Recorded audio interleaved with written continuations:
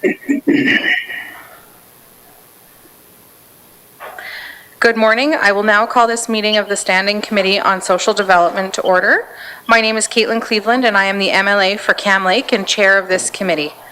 The NWT Legislative Assembly Standing Committee on Social Development is made up of regular members who can look deeper into social issues affecting NWT residents. The committee has identified one of its priorities as exploring ways of increasing and improving housing stock, as well as access to housing according to the needs of small communities, regional centers, and Yellowknife.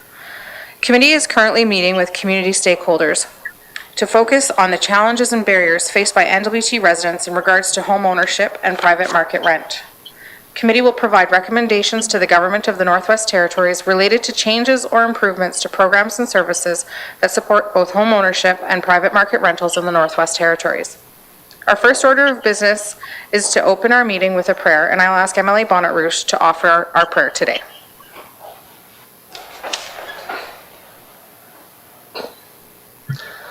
Mercy, Creator, we ask for your blessing and guidance, to have good thoughts, to see good things in a person, to hear good things from a person, to talk good to a person, so that we can walk with others in a good way. Mercy. Thank you, MLA Bonnet-Rouge. Our next item is review and adoption of the agenda. I'll pass it to you, Mr. Burla. Thank you, Madam Chair. This afternoon, we have a public presentation from Dr. Sandeep Agrawal from the University of Alberta. And if we can resolve our technical issues, we're hoping that Ms. Celine Zo from the Thicho government will join us shortly. Then after the presentation, the committee will go in camera to address several pieces of correspondence and receive 2 internal briefings, one on the Child and Family Services review and one on the housing review. Thank you, Madam Chair. Thank you very much, Mr. Burla. Are there any additions or changes to the agenda today? Seeing and hearing none, can I have a motion to approve the agenda as presented? MLA Semler. MLA Semler has moved adoption of the agenda. Having reviewed and adopted the agenda, are there any declarations of conflict of interest today? Seeing and hearing none. Today, committee will hear a joint presentation, hopefully, from Dr. Sandeep Agrawal, Professor and Director of the School of Urban and Regional Planning at the University of Alberta. And if we can resolve any technical issues that we're currently having, we'll also be joined by Ms. Celine Zo, which is Housing Working Group member for the Thicho government. Today's meeting is being live streamed on the Assembly's social media channels, and presentation materials will be available on the Legislative Assembly's website after the meeting has concluded. To respect physical distancing requirements, all witnesses will be attending via video conference, and I would like to remind all members and our witnesses that all comments, questions, and remarks will need to be directed to myself as the chair. I will now ask members to introduce themselves, starting with members here in the room, and I'll start to the member to my left, please. Ron Bonnet-Rouge, MLA, Thicho. Katrina Knockleby, MLA for Great Slave. Rocky Simpson, MLA, River South. Lisa Semler, MLA, Nuvik Twin Lakes. Kevin O'Reilly, Frame Lake. Thank you very much, members, and I will now turn it over to the member that is joining us via video conference today. Rylan Johnson, MLA for Yellowknife North. Excellent. Thank you very much, Mr. Johnson. At this point in the presentation, I'd like to turn the floor over to Dr. Agrawal, who is joining us from the University of Alberta.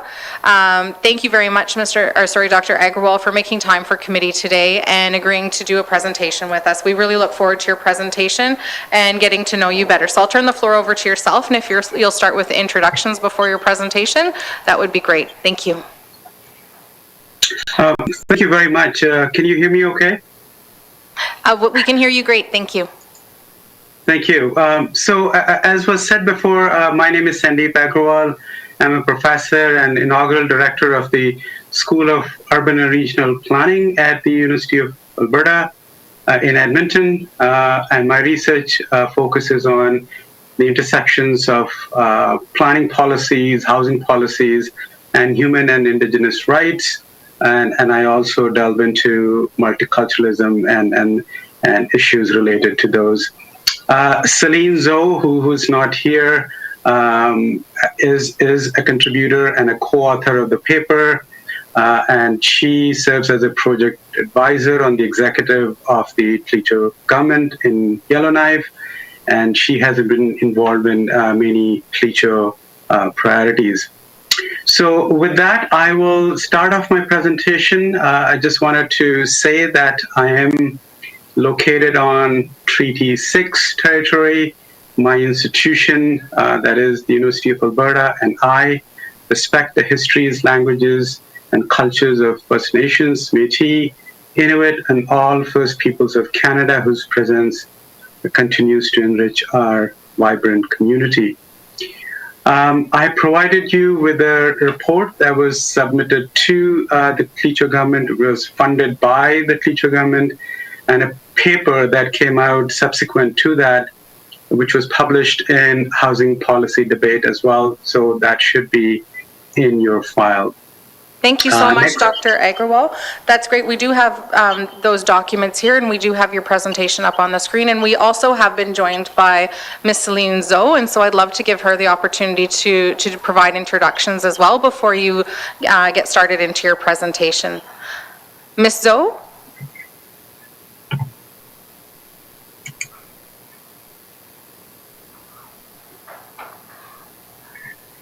Ms. Zhou, we're not able to hear you on this end, and I'm wondering if you're muted on your end?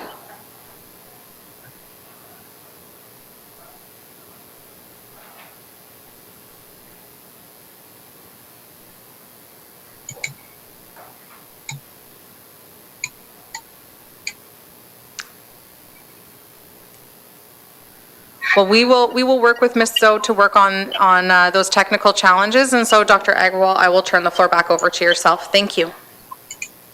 Thank you very much. So could we go to the next slide, please?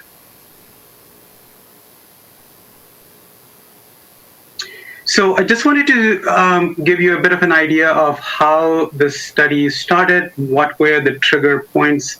And as you could see on the slide, the whole idea of the study precipitated from this report that was put out by the city of Yellowknife. The title of their report was 10-Year Plan to End Homelessness.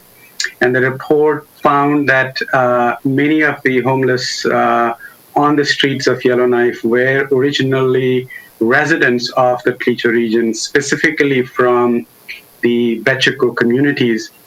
And right at that time, this is again 2017, 2018, we heard of a number of house fires that were reported in the Thicho region. We also had the incident, very high incidence of TB in the region as well. So I was asked by the Thicho First Nations government to look into these issues, but mostly focusing on housing and homelessness. So that's the reason this whole study started. So next slide, please. So there are 4 objectives of the study: to assess the scope of the current housing and homelessness situation in the Thicho region, analyze housing policies and programs of the government of Northwest Territories, specifically the Housing Corporation, and to find out the root causes of housing and homelessness in the region, and then to recommend some strategies and solutions.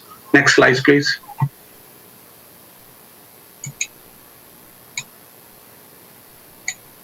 So a few things the study builds on, and first is to see housing as a process rather than merely a product at the end, or the physical manifestation of the housing process.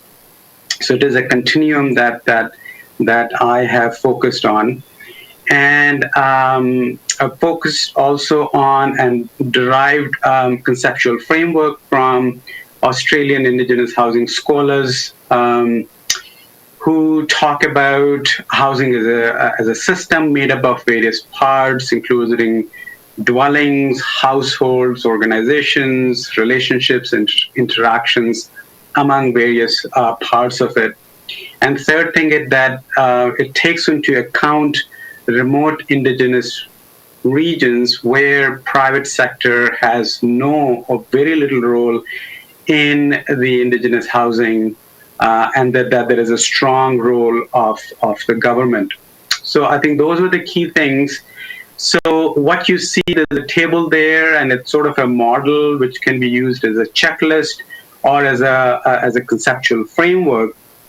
And essentially, it has two dimensions, and one dimension, that is the one in the rows, is describes the stages of housing provision process, and the other dimension describes the components of the housing provision. So in the rows, you see needs assessment, that is about evaluation of existing stock, future housing needs, development design of the housing, implementation, construction of housing, post-construction, the ongoing maintenance and rent collection and so on.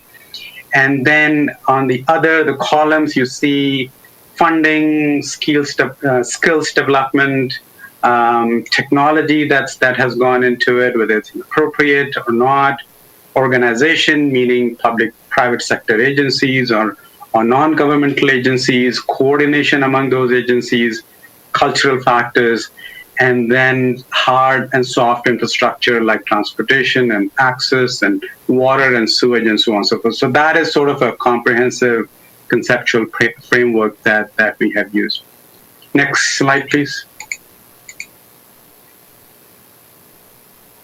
So this is how all the components look like, and it may not be visible to you if you look at each and every component of it, but I just want to highlight the ones that are highlighted in yellow to give you a flavor of what different components of this conceptual framework is.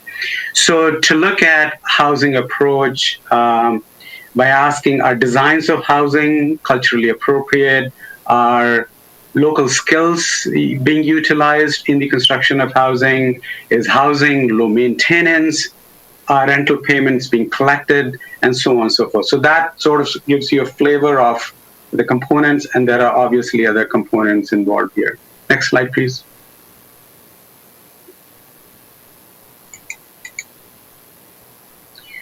So this is now talking about the Thicho region, and you are familiar with it, so I will not spend too much of time, but Thicho region is just north of Great Slave Lake, population of about just over 3,000 people, across a landmass of about 40,000 square kilometers, but the population is concentrated in four disparate communities. Thicho is one of them, is closest to Yellowknife, and then we have Wati, Wakwiti, and Gamete, which are all fly-in and fly-out communities. Next slide, please.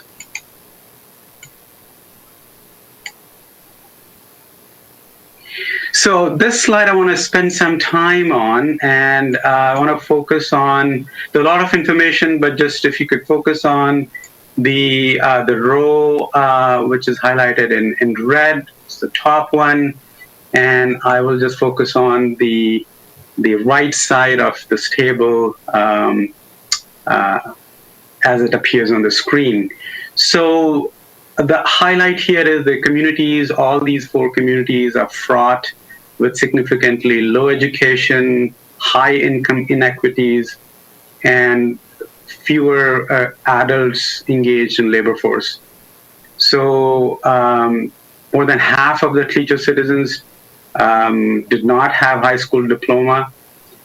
So there was about 58%, and the statistics are from 2016, 2017, compared to only 24% who lacked this high school diploma across the Northwest Territories. Just about half of Thicho residents were not in the labor force, while this number across the territory is about 26%. About 20% of all Thicho citizens were on government assistance, as opposed to only 9% across the territory. Now, in regards to family income, the median family income in the Thicho region is over $100,000 annually. Now, this figure is not low, but in fact, it's well above any comparable Canadian figure. But it is slightly lower than what you see across the territory. So what this means is that those who have jobs are very well paid, but those who do not, which is a significant number, are perpetually on government income support.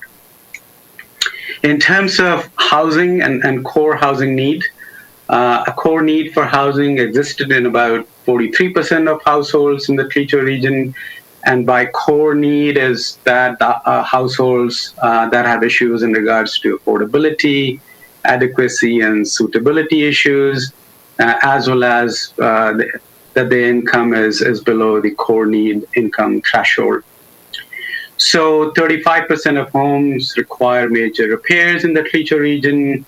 Now, most often these problems are with private homes, which have not been maintained properly or are now of an age that they require significant repairs due to regular wear and tear in a harsh northern climate.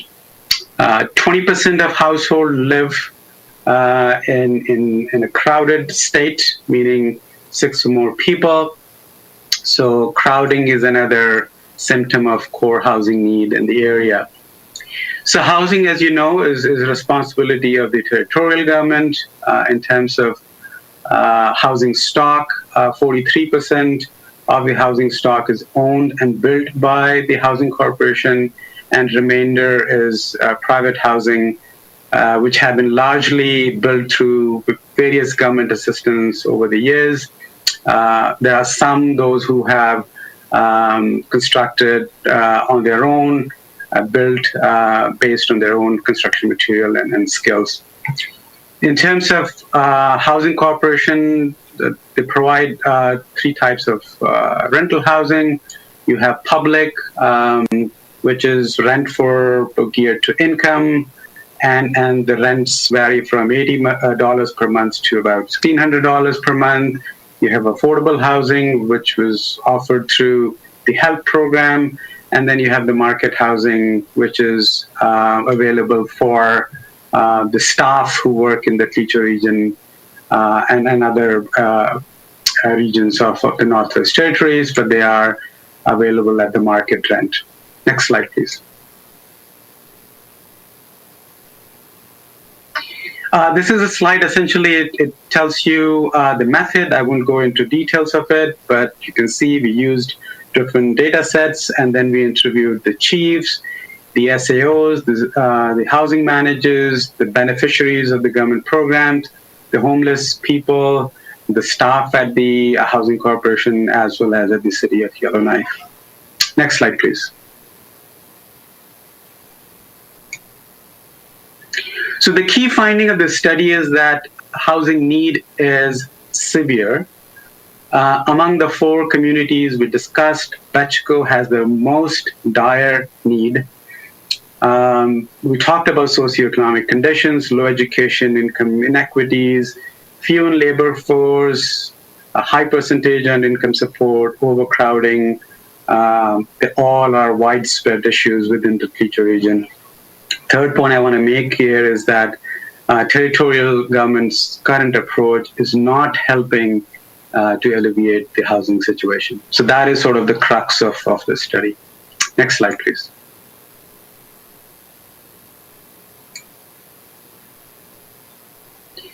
I'm not going to go through all the points here, but I've highlighted the ones that are important for our discussion, which are in red. So 43% are public housing. The rest I mentioned private housing, which were built through the HAP program. And many of you know this was a program that was run in early 90s. It lasted only for 8 years, but it developed several thousand units at a fairly relatively low cost. but it involved owners' sweat equity to be put in, and it was designed to designed as a 5-year forgivable loan for the full value of the material, delivery, freight, and so on and so forth. And it's the owners who had to put in their skills to put together their own homes. The number of programs that the Housing Corporation offers, again, I will not go into the details of them, but among the ones that have been benefited from are the CARE program, which is the preventative maintenance program, the fuel tank replacement program, the SAFE, which is the emergency repair program, and seniors aging, so those seniors who are at home, they have benefited from it. But the issue here is that only 54% is the approval rate across all the programs. So half of the applications don't get approved because of various reasons, but the most important reasons among them is that these folks have some kind of arrears, either to the LHO or taxes of some sort of rental they didn't pay in the past. Next slide, please.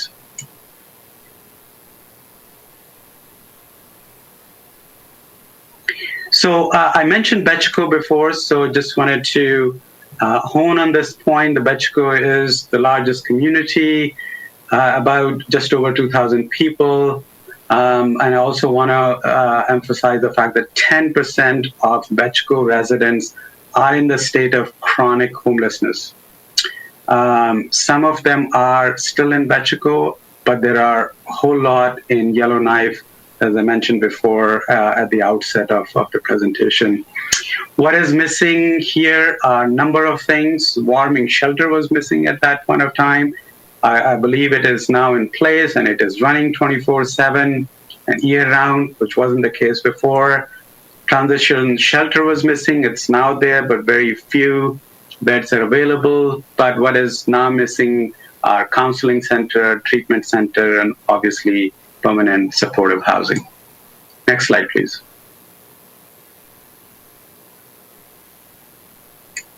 So now this is about a few slides that are about various reasons that come into play when it is about housing. They are intertwined. And again, I will not go through all of them, but just wanted to say that both homelessness and housing issues are a legacy of Canada's colonial past, and it's intimately tied to the ongoing impacts of residential schooling and intergenerational trauma. Again, there are other multiple intertwined factors that contribute to homelessness, and again, I will not go through all of them. But the ones that are highlighted, I think, are important. Food insecurity, this was brought up, and I'm going to talk. There's a quote there in the next slide. But there in that list, at the bottom is the contentious elections that have had lingering effects on the communities, and they affect most precious item, that is housing. And then I will quickly talk about cultural shifts in the Indigenous communities, and obviously the private housing market and private housing conditions. So next slide, please. So this is a slide which is a quote about the fact that this issue of housing and homelessness wasn't there before. It was caused by food insecurity. I will not go through the entire quote, but the red there text is important. The only food security that Indigenous people could understand at that time was caribou. And so when the numbers went down, the government brought the Indigenous people from the bushes into the community and introduced welfare. So you could see how these issues are intertwined together. And this all goes back to early 1900s. Next slide, please. So just wanted to talk a little bit about cultural shifts within the Indigenous communities that is a contributing factor to the housing situation. Next slide, please.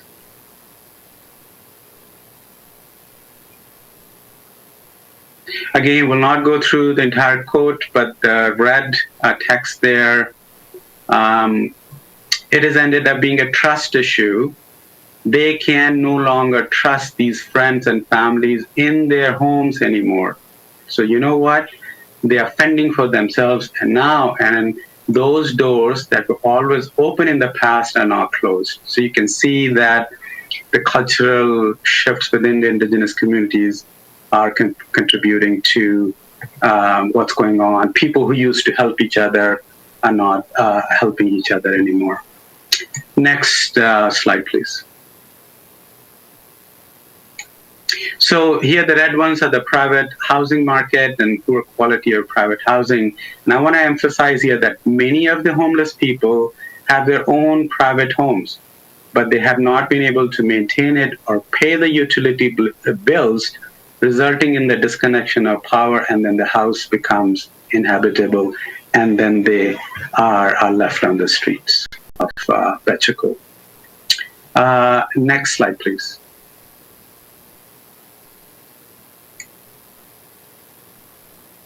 And this is just a quote, and there are multiple situations that are causing issues. My dad moved out on us, and my mom moved out on us, and while we were young, and then talks about my sister had a home, and this person moved into that home, and this house then caught fire, and now these folks are homeless. So you can just see that this is an ordeal described by a homeless person caused by family dysfunctionality, sick parents, and house fire, and eventually leading to her becoming homeless. Next slide, please.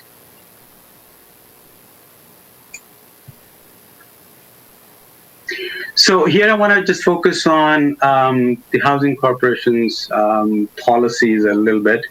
And I want to start off by quoting Thomas King, who wrote the famous The Inconvenient Indian, and he says that for individual, one of the definition of insanity is doing the same thing over and over again and expecting different results. For a government, such behavior is called policy, and I think it's fairly apt quote here. Policy could be double-edged sword. Policy could be very rigid, and it may not be context-based. It may not be dealing with unique situations. So a few I want to highlight here. Policy of the Housing Corporation. There's a 2-week stay policy, which basically doesn't welcome anyone other than those who are living in the housing. Because what is happening is that people are not welcoming their friends and families because they're afraid that it may increase their rents, because if they live longer than 2 weeks, then everybody's incomes begin to come into play in regards to the rent of the homes that they are now occupying. Income eligibility was something that was brought up by interviewees. So I went ahead, and Celine as well, to explore this further. So housing is available to people of all incomes. All the lower income may be getting priority. The household with income 80,000 or more represent over 10% of all the units occupied by these folks. And this number may appear very small, but is indeed very significant, because where dispossession of every unit is precious, and it makes the waiting list much longer. The last point here is about costly maintenance, which the Housing Corporation incurs. One of the reasons for high maintenance cost is Housing Corporation's reliance on its journeyman workers located in Yellowknife, who have to fly into far-flung communities of the Northwest Territory to attend repairs, however minor or major they may be, and that results into unnecessary delays, obviously, and the frustration on the renter's part, and also means very high repair costs for the Northwest Territory Housing Corporation. Next slide, please. And this is about the substance abuse and unavailability of social services that are causing problems in the Thicho region. The other one is the remoteness. As you know, the diesel is the only way to power these things. They're transported over long distances. And that is the one that is increasing the cost of power, so much so it is becoming prohibitive and making housing largely unaffordable. Next slide, please.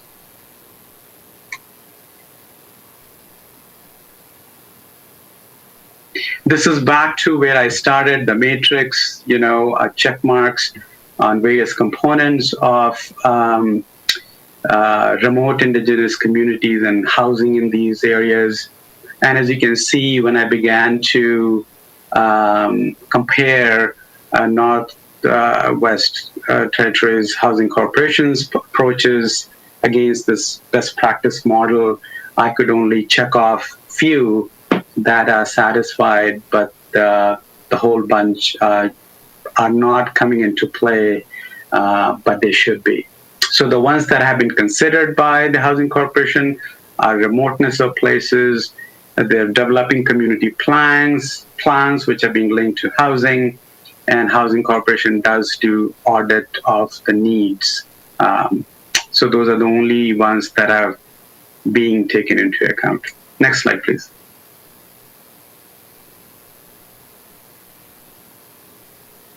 So some potential solutions here, and I'm going to run through these slides quickly because I see I've taken much of your time. So a few slides here, but I'll start off by talking about neoliberalism, and basically you would see, and as you're seeing, the retreat of the government, especially from the housing sector.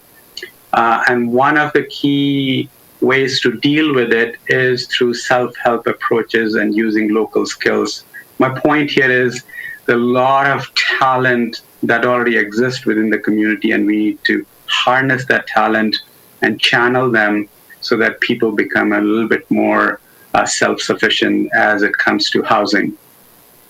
Second point here is about capacity building, and this is about preparing new generation. This is the youth in the communities who need to be trained for jobs. There are tons of jobs out there, it's just that they are not trained for those jobs, like journeyman carpenters and water testers and heavy equipment operators and winter road drivers and so on and so forth. So many of these jobs then go to non-Indigenous people, essentially blocking off the people who are actually in need of these jobs.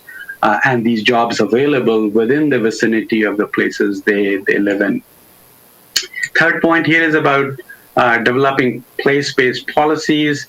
These approaches include policies or strategies that are geographically targeted, but with the intent and structure of helping the disadvantaged residents who live in these geographies.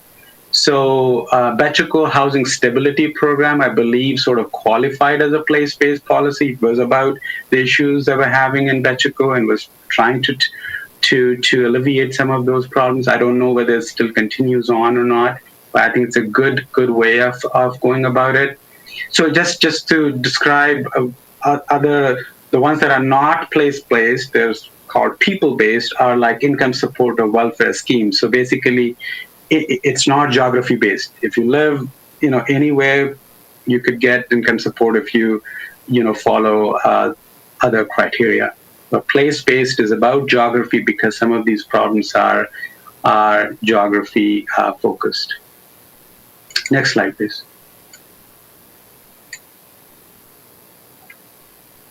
There are a number of examples that could help build resiliency and community capacity. The cultural camp in Wakweti, community gardens in Gameti, they're excellent examples of what communities can do themselves through unity, camaraderie, and without any government assistance.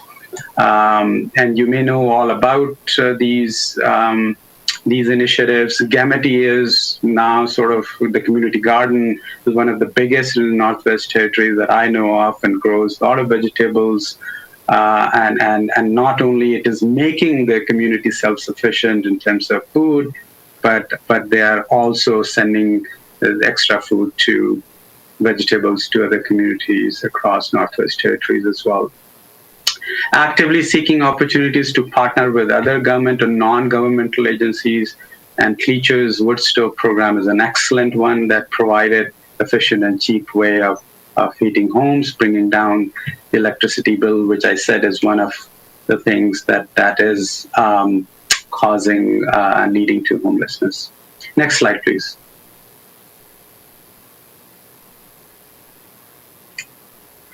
So the respondents expected Thicho government, their own First Nations government, to be their voice, that it should be something that should be doing about housing, and they talked about wood stove program, which was one of the initiatives by Thicho government. They talked about educating citizens about the importance of paying rents for the public housing, not getting into areas, and it actually worked. And First Nations government is working to get all public housing be transferred over to them, but then they'll have to manage it on their own when that download happens.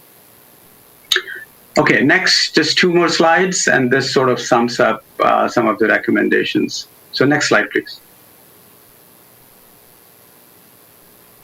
So I have the slide for housing corporations. There's a few takeaways for them. Short-term, adopt and expand a place-based policy approach.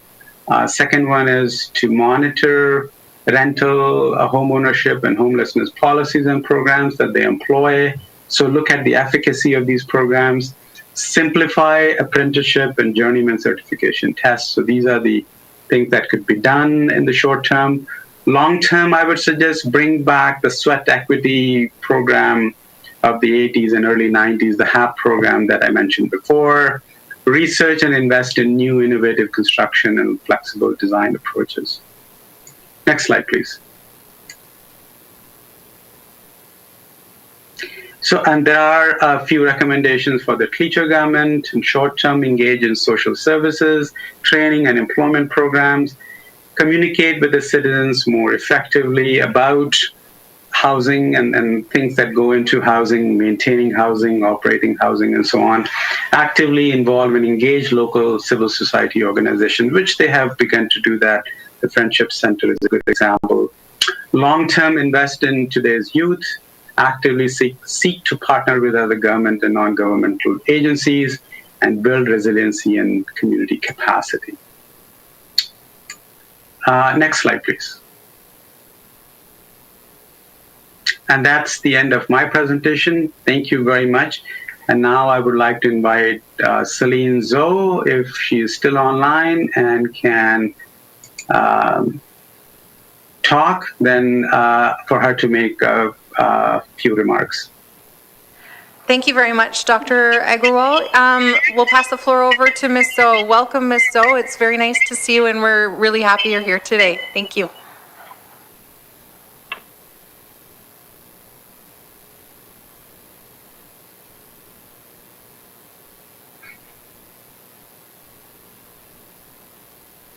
Ms. Zoe, we can't hear you. Are you muted on your end?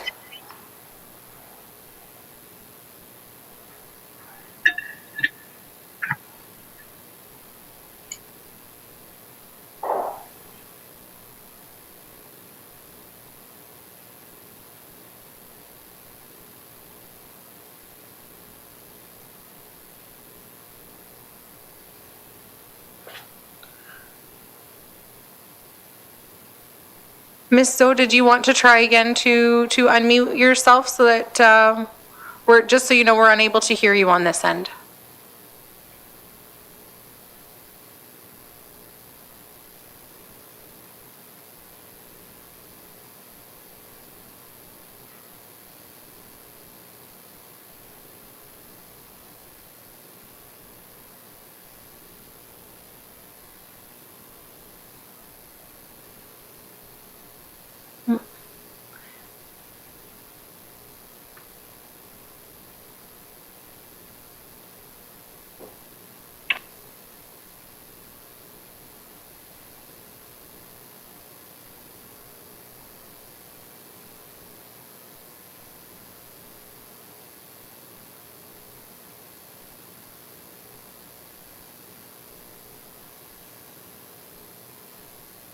Ms. So, did you want to try and do a mic check again?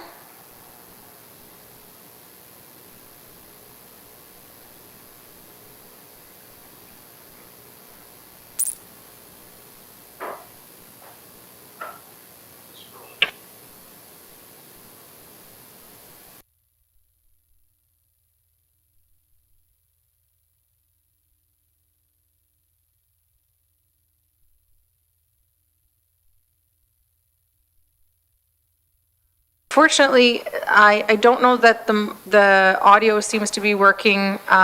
Ms. Zoe, unfortunately, we can't hear you. I'm not sure if you want to try logging out and logging back into the telemerge, and perhaps that might work for you.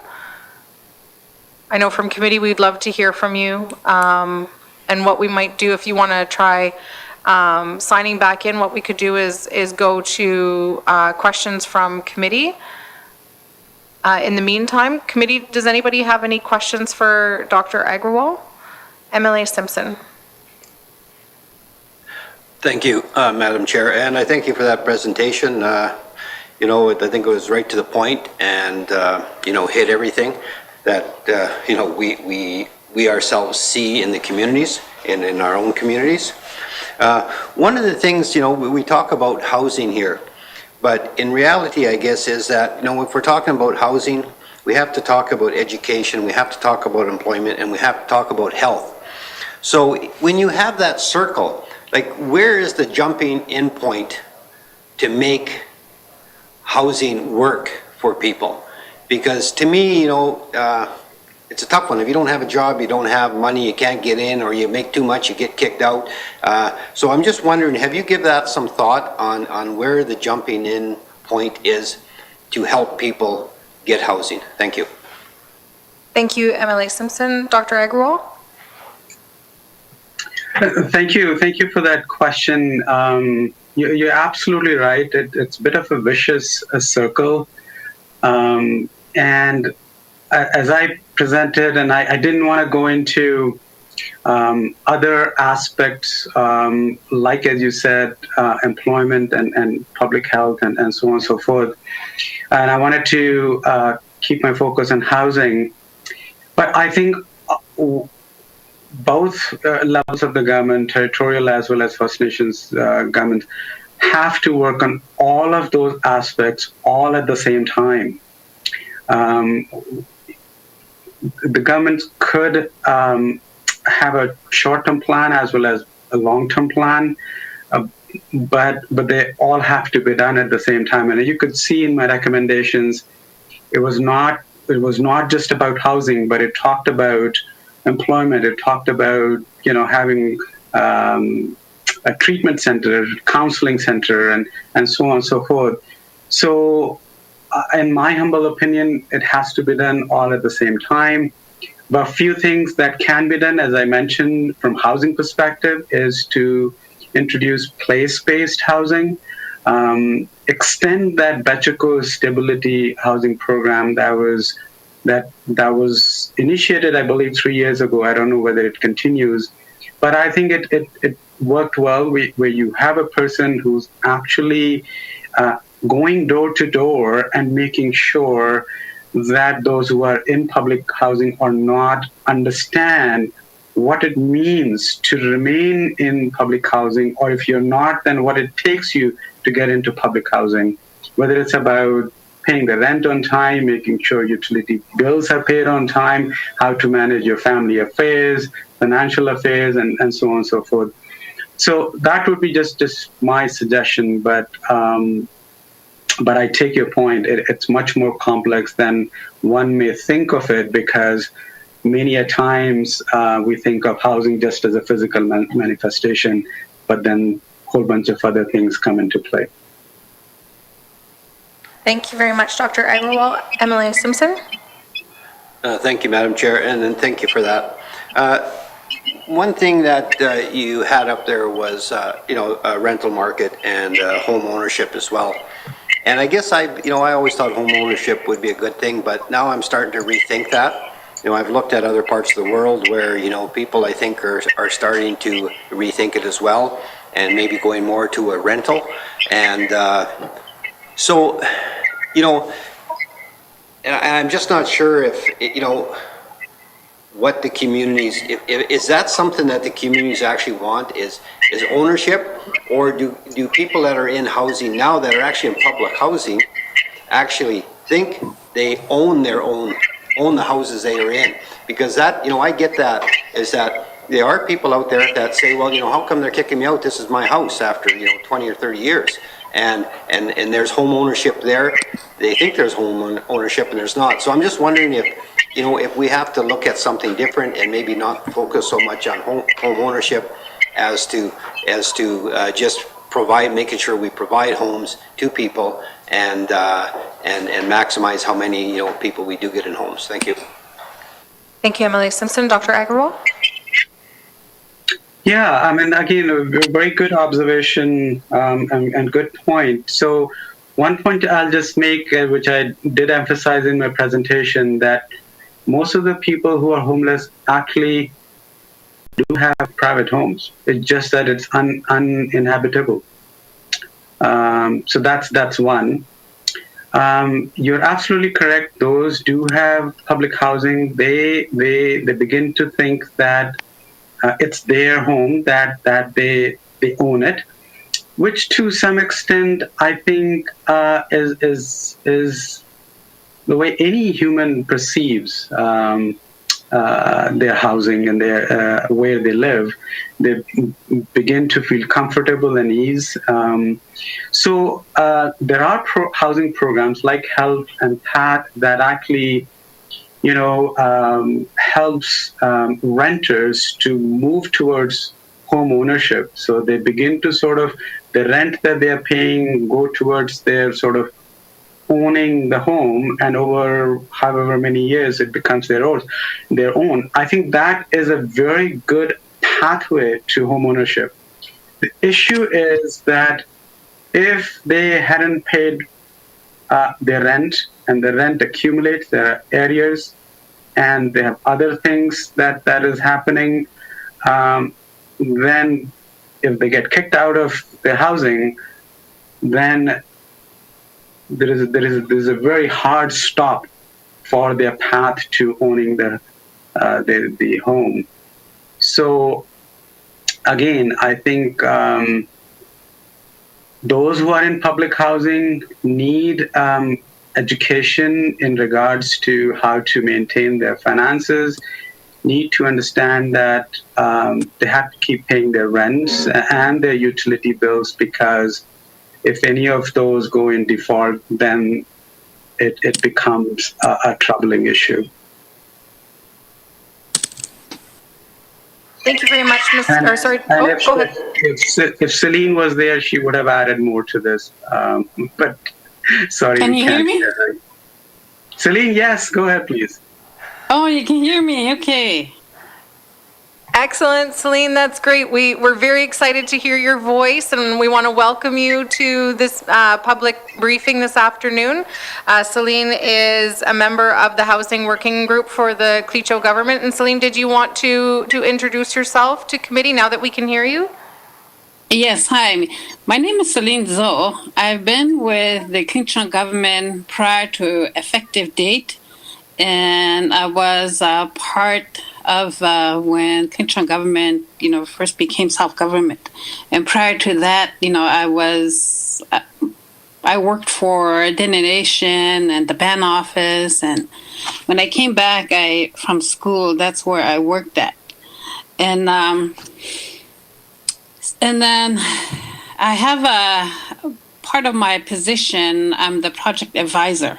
And one of the main files that I look after and oversee, and which is my baby, is the Chapter 26 for the Thicho government. And I also work with the implementation committee and with Canada, because the Chapter 26 is about promoting self-government, promoting self-sufficiency, and maintaining the Thicho way of life.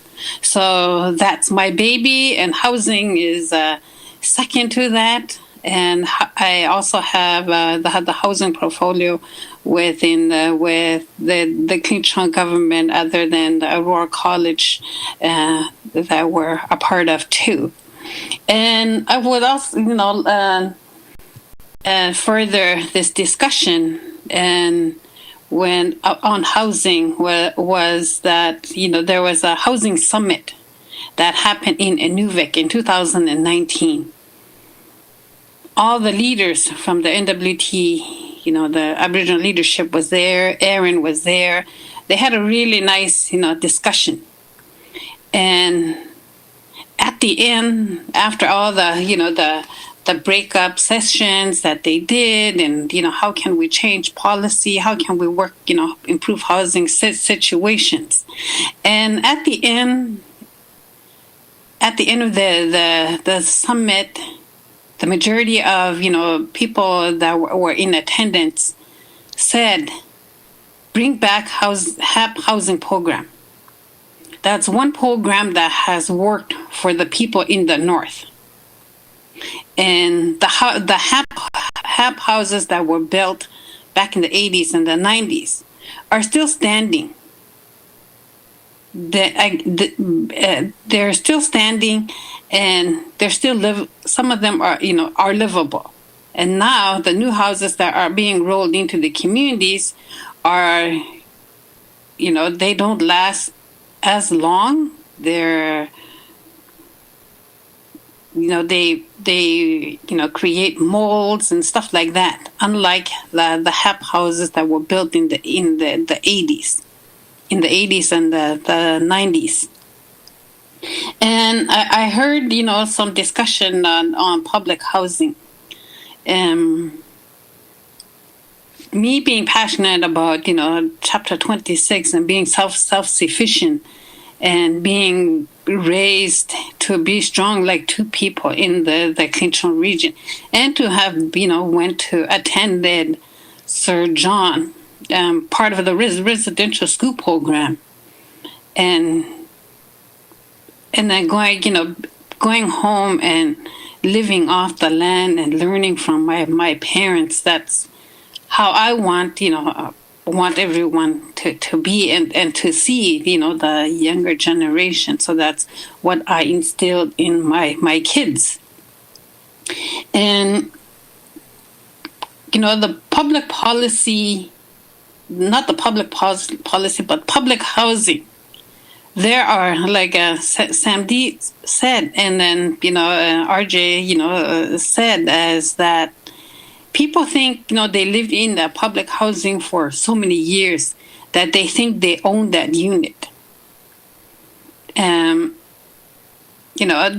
are young people that are 30 to 35 years old that have lived in the public unit for over almost 20 years. And they have gotten quite comfortable in living in that unit. And when me and Sandeep were traveling to the communities, I asked them, so what is it? How come you don't get a job? We have prior to COVID, we had a high school that, you can go back to school at any age to earn your grade 12, diploma.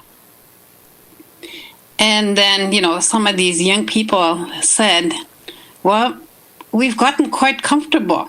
And then, well, doesn't housing come knock on your door, or the policy, and would they say, you need to move out, you can live in the public housing for so long, and then to find out that, they're only allowed, you can only live in a public unit for a certain amount of years.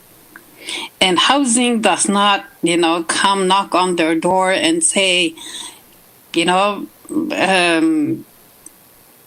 Miss John Doe, you've lived in the public unit for so many years. You need to, what have you done to get out of the public unit? We need to work with you to say, to tell them we need to get you into the home ownership program. And there's no incentive, these are younger people, living in, that have lived in the public unit for over 20 years. And like Sandeep said, people have gotten quite comfortable.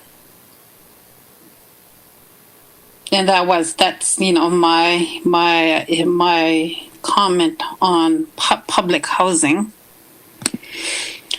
And one of our main concern, when me and Sandeep were traveling, people were self-sufficient prior to government coming in, and we heard a lot of elders telling us, well, our houses were all livable, and GNWT comes in and tells us, okay, well, your house is not livable anymore, you need to move out. That also leaves people to end up on homeless. And then there are repair issues and maintenance issues that doesn't that they need help with. And we touched up on policy. There are, having heard, what the Ledge was saying about, housing and policy, and how the policy, is not working for the people. That's one thing that, we realize in the communities is that, and, also the recent, March 8, elders that were interviewed, came from my region. And there's a good example of why policy not working for them. And the MLA, Frida had also mentioned it too, about the elders. And it goes back to policy. And policy,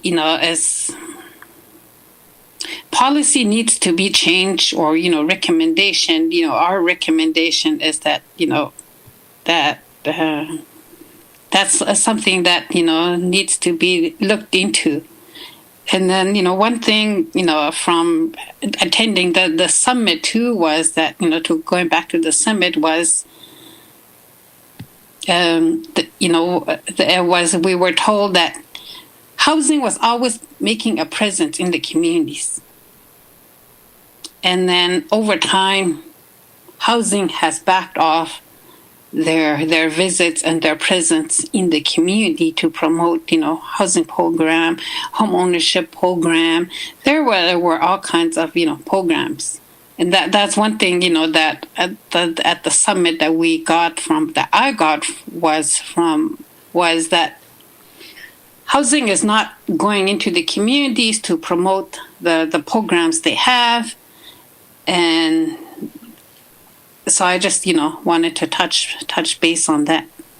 And like Sandeep said, there are, the main, concerns, the challenges for home ownership is getting into a house, getting approved to be a homeowner. Right now, what kind of housing is there? Before, in the past, there were lease to own programs and home equity assistance program, all these programs that were out there.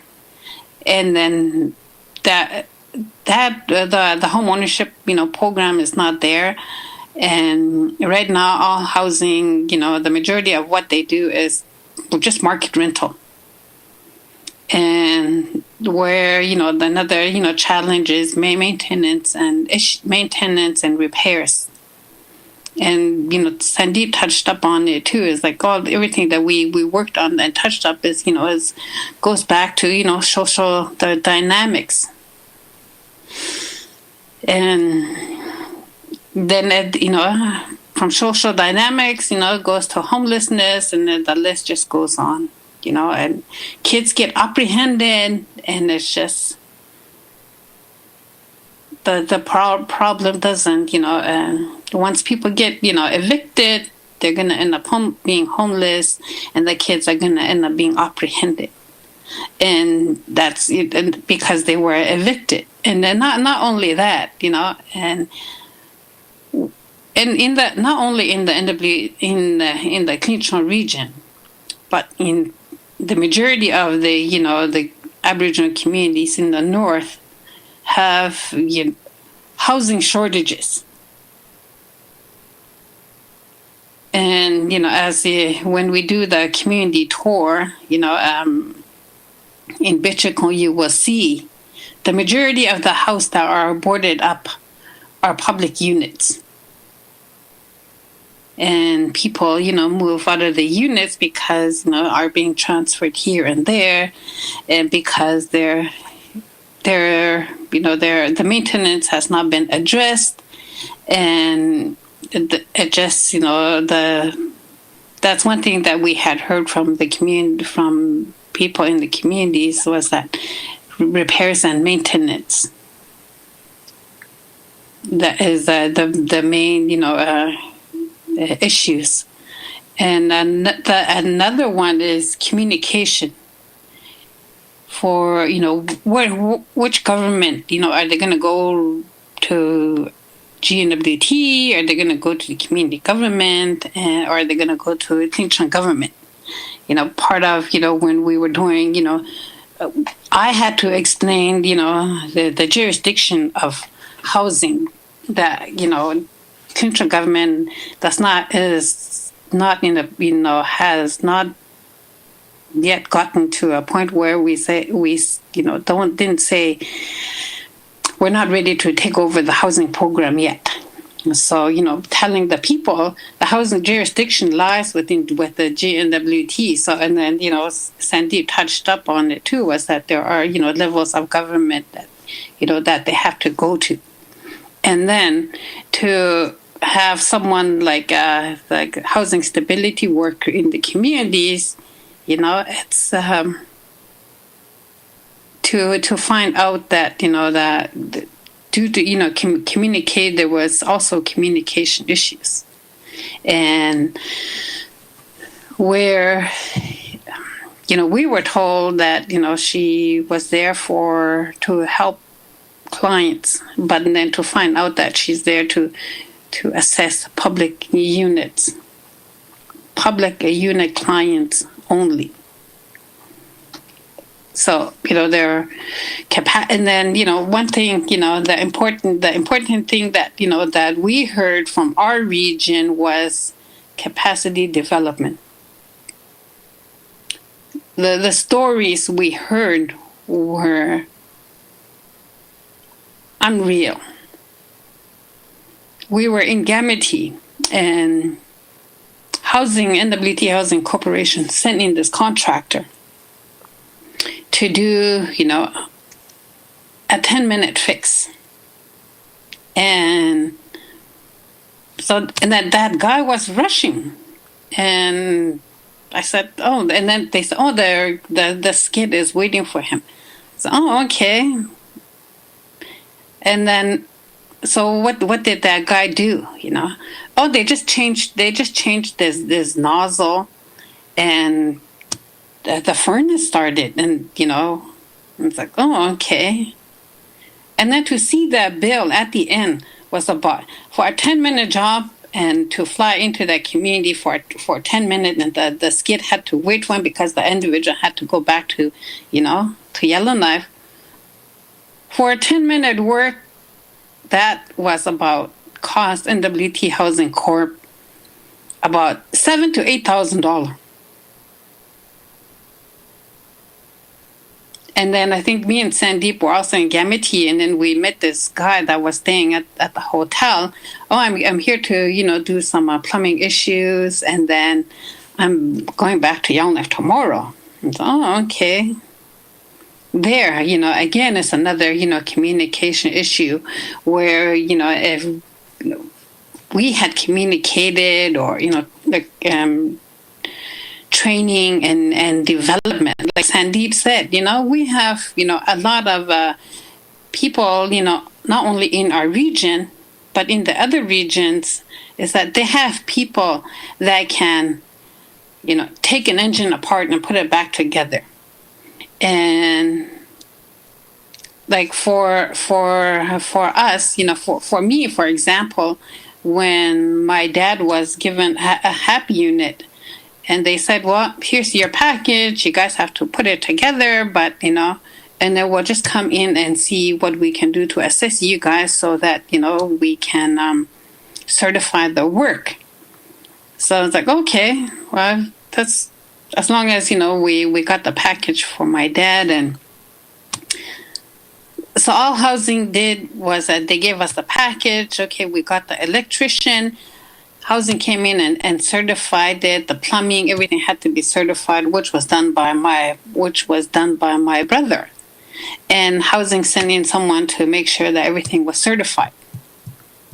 And, so there are, a lot of people, not only in my region, but in the NWT, where people can, build houses, do plumbing, electrical.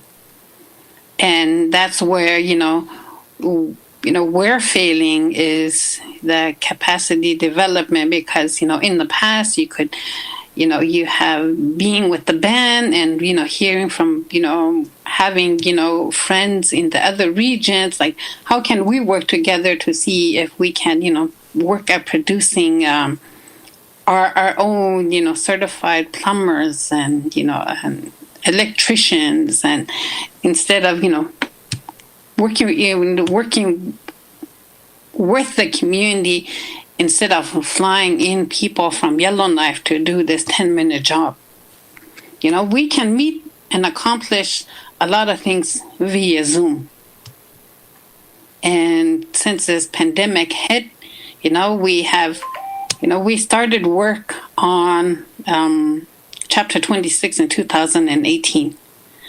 And finally, our effectiveness review report was completed and adopted via Zoom. And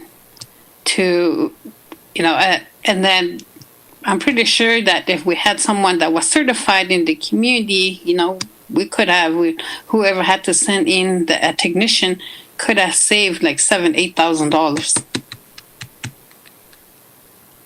And those are, my thoughts that I would, that we would wanted to share in a lot of the presentation that, part of Sandeep's, also covers it. No, thank you for that, Ms. So. I think that's really important information, and I really appreciate, I know it was difficult to have to log out and log back in, but we really appreciate you doing that, because we really appreciate your voice here today.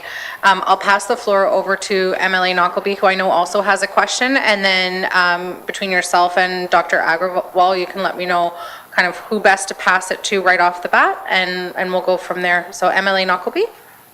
Thank you, Madam Chair. I appreciate both presenters today. I think a lot of what you've said is in line with a lot of the conversations that we've been having as a committee, and trying to be encourage or suggest ways for the government to be more proactive. If they are going to bring in that plumber for 10 minutes, then go out and actively search through the community for other projects for them to work on in the meantime, until we can build the capacity to have those people working in the communities already. So I'm all about efficiencies, and I appreciate the comments around that. I don't have a lot of questions, because I do think that the presentations were really fulsome, and like I said, we're all sort of saying the same things. But I guess my question is, for the study that was done, it was done in 2017. I'm just curious to know if either of you have any idea of sort of an update to those kinds of numbers. So that's 4 years ago. We've had a pandemic. We've had an entire change of government, or political government anyway. So I'm just curious to know if you have an idea if the homeless issues and the stock issues are getting worse over the last 4 years, or are we sort of seeing a plateau, and I'm not going to guess that it's gotten better. So thank you. Thank you, MLA Knockleby. Between yourself, Ms. So, and Dr. Agrawal, who would like to take that question? I can start off, and then if that's okay. I'll start off with the homelessness, and to see if the housing stock has different and homelessness has had decreased. And prior to the pandemic, homelessness was still on the rise in the community. Now, because of the pandemic, we have the warming shelter, and it's going full operating 24/7. But it had to take that pandemic to get some homelessness people into the housing program. So if it wasn't for the pandemic, there are 3-4 couples that were homeless would not have gotten into the public unit. But because of the pandemic, these 3 couples were able to get into a public unit, all because of the pandemic. It had to take the pandemic to get people into the public housing unit. So yes, housing, the homelessness has gone down a bit, but it was all due to the pandemic. There again is another policy that cannot, it was not working for the people. It had to take, I'm pretty sure it's also the same in Yellowknife too, but for the Clinton region, the homelessness, numbers has gone down by 8, because some of these people were, because of the pandemic, they were given a allotted public unit. Thank you very much. If I could just add to Dr. Agrawal? Just very quickly, I think Celine has obviously much better pulse of the ground. But the research was done in 2017-18. The numbers are current as of 2018. I was presented to the TG executives in 2019. But yes, it doesn't take into account what happened during and over the pandemic, so which Celine added to. I do want to just make a note of the fact that yes, that warming shelter, which never existed, then it did, and then it was only for the winter. Now it has become 24/7 year-round in Betchico, and the Friendship Center has opened the transition shelter with few beds. So those are sort of the real changes that we see. Pandemic has obviously skewed so many things, and we just do not know as to what has happened. Yes, perhaps there is a little bit more assistance coming from the government, but we as far as I'm concerned, I think it has skewed so many things that we just don't know the real numbers, the real figures. Thank you very much, Dr. Agrawal. Emily Knockleby? Thank you, Madam Chair. Yeah, and actually that is a good point, and one we've also talked about. There's a lot of times where, we can't do that, and then COVID happened, and all of a sudden all these things could move and go a lot quicker. I think it was, though, that I feel that the GNWT is very liability driven, so once the liability of COVID became greater than the liability of putting people in substandard housing, that's why that change was able to be made.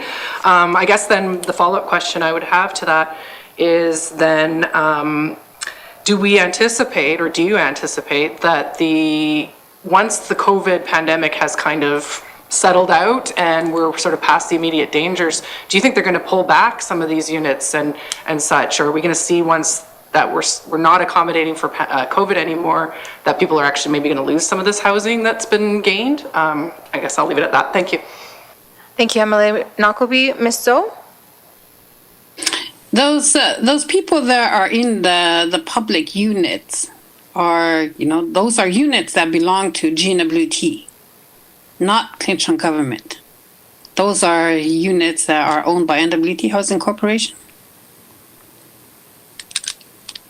Thank you, Ms. Zoe. Dr. Agrawal, did you want to also weigh in on that one? I'll just say, and I don't know exactly, but I will just say that if you just look at how governments are operating prior to pandemic or what may happen post-pandemic, I think neoliberalism is where every country, every state is moving to. So you would see the retreat of the government no matter what, and perhaps a lot more, because if you look at the deficit, now deficit is about 50% of our GDP or what have you. So yes, there are some funds allocated in the current federal budget, but you would see over the years the budget allocated towards housing is definitely going to go down. Thank you very much, Dr. Agrawal. MLA Bonnet-Rouge? Merci, Madam Chair. Merci to Mr. Agrawal for your presentation today and your involvement with our committee regarding housing. And I also would like to say a big merci to Ms. Celine Zo. A lot of what Celine has said touches a nerve with me because she could be very well describing my community. And I think every other Indigenous community. There was lots of good comments about people getting comfortable in their units. It's happening far too often. We have that happening back home too. Everybody is comfortable in their homes. Those are good comments. Nobody wants to go out to get an education. A lot of our people, dropped out of school at early age, and I think we're stuck in this quagmire. This is going to be an ongoing issue with our people in our communities. Also, too, when we talk about housing not promoting the programs, or housing programs, that's what I noted for quite some time too in my region. And it could have been one of the comments with, the housing ministers, if they were to provide free housing to every First Nation as to the federal government promises from the treaties, they would be broke is what the comment was anyways. So, and with problems getting units into the communities the last few years, that is becoming a major problem. I think this year they're lucky that the Liberal government kind of bailed them out in the sense providing some housing, but it doesn't please everyone.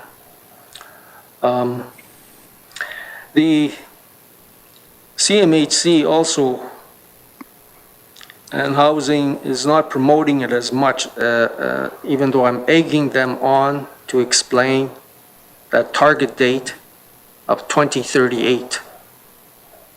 That's the date when CMHC will cut off funding to O&M, operations and maintenance.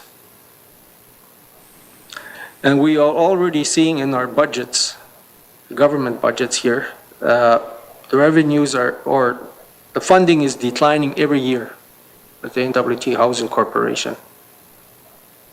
I'm not sure if they know if they're certain about their future themselves. But I noted through your presentation,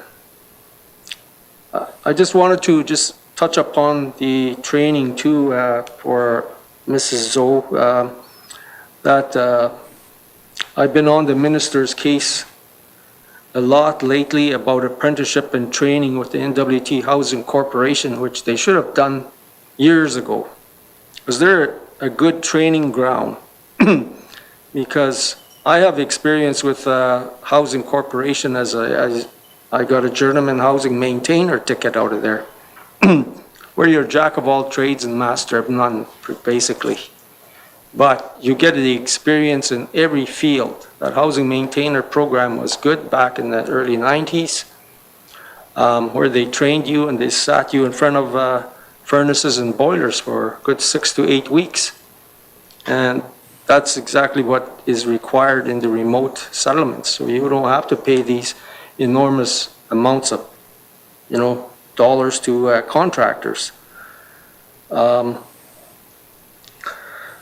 So that's talking about the apprenticeship stuff anyways. And I noted that in here it did say that the Thicho government was looking at managing the public housing units themselves.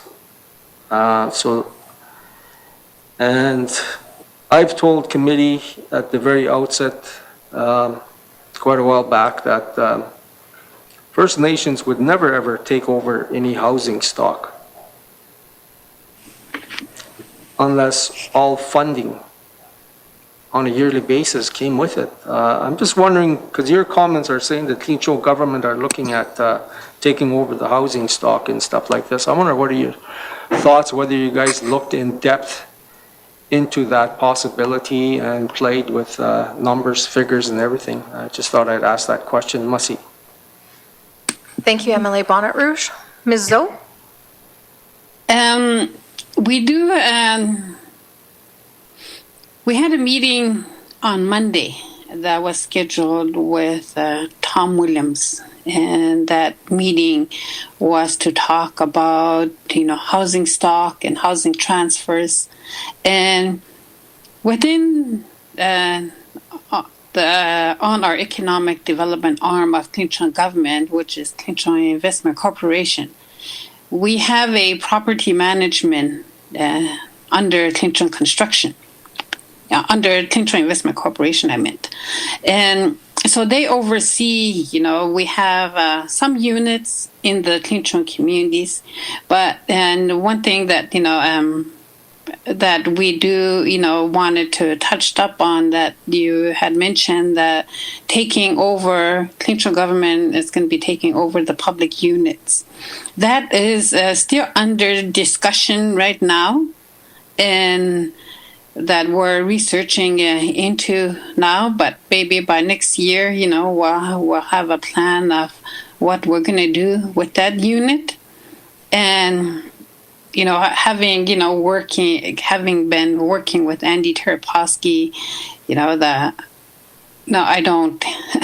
All I told my chief in Betchacon was that is something that we can look into and that we could take into consideration, and that we will further, research that go down that avenue if we are going to take over the public units from GNWT.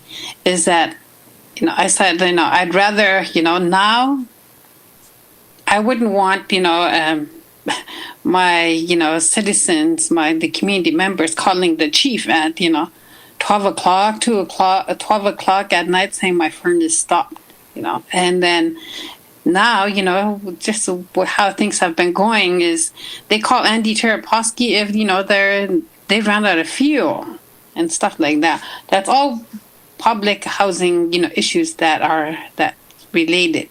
So we're looking into that now, researching into, the public units. But as for, taking over, the majority of the housing stock, no, not right now, but we do have a property management within the Clinton Investment Corporation, and we do have some units, in the communities, because prior to effective date, each of the band had housing units. So those units automatically turned over to the Clinton government, and Clinton government turned it over to the Clinton Investment Corporation. So we do our property management overseas and, those stuff. But, you did touch up on, the O&M. O&M, yeah, we have seen it, and there is, a decrease, over the years, and we know that Canada and GNWT is not going to be there with their hand out all the time. That's why, Chapter 26 is my baby, so that I can work with my people, so that, we're not always going to be, my goal is to educate and promote, the Clinton way of life, and to be self-sufficient. And, I don't know if you have heard or, seen John Bezos' presentation on the Clinton cosmology. And Sandeep and I have heard it, is that, prior to, GNWT coming to Gamity, Wati, and Wokiti, and Bichakon, was that all the communities helped each other to build units. All the communities were there for each other, helping each other, helping to build houses. And so that would, that's why chapter 26 is my baby, and that I don't, I want, my people to be self-sufficient, and to get back to, housing is, my goal is to work with my people so that, they can, and Sandeep and I are also seen in our communities, the slide that you saw from Wikwiti, that all came from volunteerism in Wikwiti. And there are some people in the community that were given HAP houses. They, got their own money together and built, a huge mansion from the houses, from the HAP units that they were given like 10, 15 years ago, and they maintained it. And there are some young people that are up and coming, buying their own lumber to build their own houses, with the challenges that, that they have with the winter road. So, each young couple, that are trying to save money, or, their challenge is to save the money and get access to the winter road so that they could work on building their house. There are, that is my goal within chapter 26. But we do have a public, we do have our own property management that oversees our housing maintenance and repairs within the Thicho region. So, Thank you, Ms. So. MLA Johnson?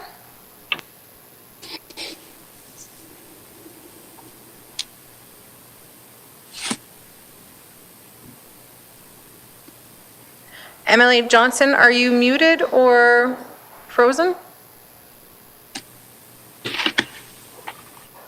Oh, we may have lost connection with MLA Johnson. Members, does anybody else have any additional questions for Ms. Zoe or Dr. Agrawal? MLA Johnson, are you unfrozen there? And if so, the floor is yours.